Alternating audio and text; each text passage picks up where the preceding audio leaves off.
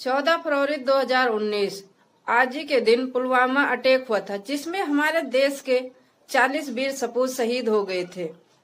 14 फरवरी सिर्फ एक दिन नहीं, एक तारीख नहीं, बल्कि भारत देश की आत्मा पर किया गया वार था। श्रीनगर, जम्मू कश्मीर, अवंतीपुरा सीआरपीएफ के जवानों पर हमला कर दिया। 60 से ज्यादा गाड़ियां, 2447 से ज्यादा जवान। सामने से आ रही कार को देखकर सैनिकों ने उनसे दूर रहने को कहा, उस गाड़ी को रुकने के लिए कहा, लेकिन वो गाड़ी रुकी ही नहीं। पलक झपकते ही कुछ ही सेकंड में बड़ा सा धमाका सुनाई दिया। चारों तरफ चीख पुकार, कोहराम मच गया। हमारे 40 वीर सपूत शहीद हो गए। ये घटना देश में आग की तरह फैल गई। सारे देशवासियों की आंखें नम हो गई। वीर सपूत शहीद हो गए। आज भी उनके परिवारों में, उनके लोगों की आंखों में वही दर्द है। उनकी तस्वीरें तो घरों में है, लेकिन वो वीर सपूत नहीं है। 6 साल बीत गए इस घटना को। आज भी उन 40 वीर सपूतों के परिवारों के लोगों की आंखों में वही दर्द है। सारे देशवासियों के मन में एक ही सवाल था, उनसे कैसे बदला ले और कब।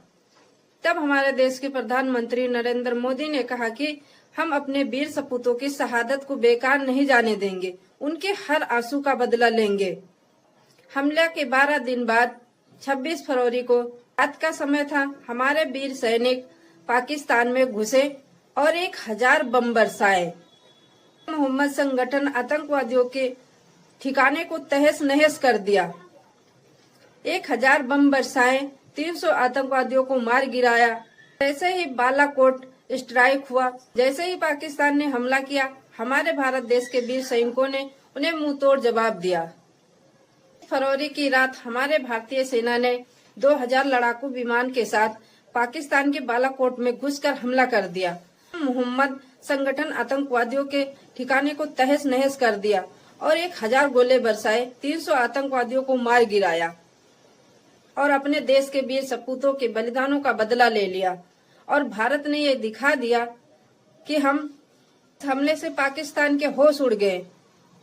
एयर स्ट्राइक के बाद पाकिस्तान ने बदला लेने की कोशिश की, लेकिन हमारे भारतीय वायुसेना के सैनिक ने पाकिस्तान के सेना के कमांडो अभिनंदन वर्धमान ने अपने लड़ाकू विमान MiG-21 से पाकिस्तान के लड़ाकू विमान F-60 को मार गिराया और उनका विमान पाकिस्तान में जा गिरा और पाकिस्तानियों ने उनको पकड़ लिया। पूरी दुनिया देख रही थी कि अब पाकिस्तान क्या करेगा, लेकिन भारत के कूटनीति के आगे पाकिस्तान को झुकना पड़ा और 3 दिन बाद अभिनंदन वर्धमान कमांडो को छोड़ना पड़ा। उन 40 परिवारों के लिए आज 14 फरवरी फिर वही दर्द लेके आया है।